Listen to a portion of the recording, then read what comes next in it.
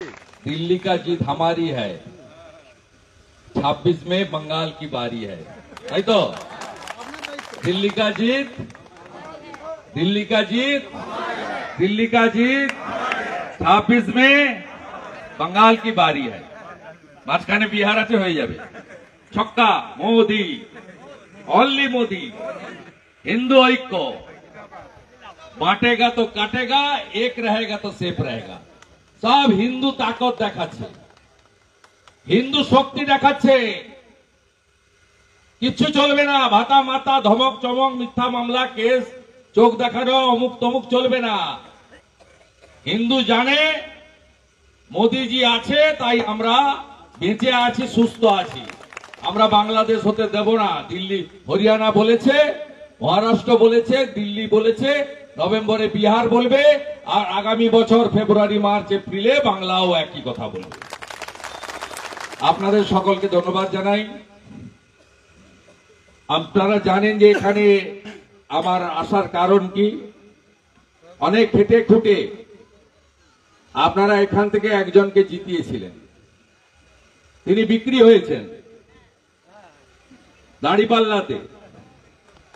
এখানে একটা ডাকাত এমএলএ আছে, ওকে কিনেছে।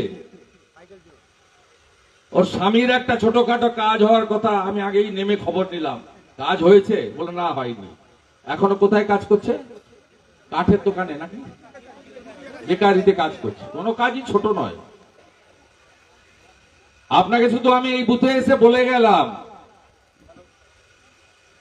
আপনাকে বলে গেলাম আপনি একা গেছেন, বিজেপির ভোটাররা আপনার সঙ্গে যায়নি। বিজেপির ভোটাররা বিক্রি হওয়ার লোক নয়, তারা রাষ্ট্রবাদ দেশপ্রেমের পক্ষে ভোট করে, তারা চোরেদের তাড়ানোর জন্য ভোট করে, তারা পঞ্চায়েতের অধিকার পাওয়ার জন্য ভোট করে।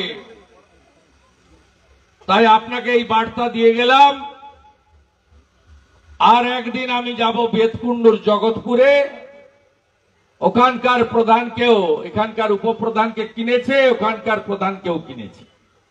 লাভ কিচ্ছু হবে না, কিচ্ছু লাভ করতে পারবে না। দেখবি আর জ্বলবি, লুচির মতো ফুলবি। আমরা সরকারে আসব, এই লোকেদেরকে জন্য যেন দরজা খোলা না থাকে, এটা আমি আপনাদের বলে গেলাম। এসে ঘুরলেও নেবেন না। দরকার হলে সামনে দাঁড়িয়ে যারা বিরোধিতা করেছে তাদেরকে সাথে এনে ভোট বাড়ান, সেই ভোটারদেরকে পক্ষে আনুন। 23 সালে রাত জেগে পুলিশের সঙ্গে লড়ে পার্টি প্রতীক দিয়েছে, আপনারা সম্মান রেখেছেন।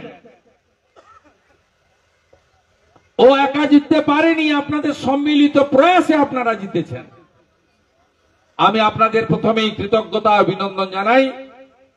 এবং আমার মাধ্যমিক পরীক্ষার্থী, সবচেয়ে বড় পরীক্ষা, জীবনের প্রথম পরীক্ষা, তারা সোমবার থেকে পরীক্ষা দেবেন। তাদের সকলের সাফল্য কামনা করি।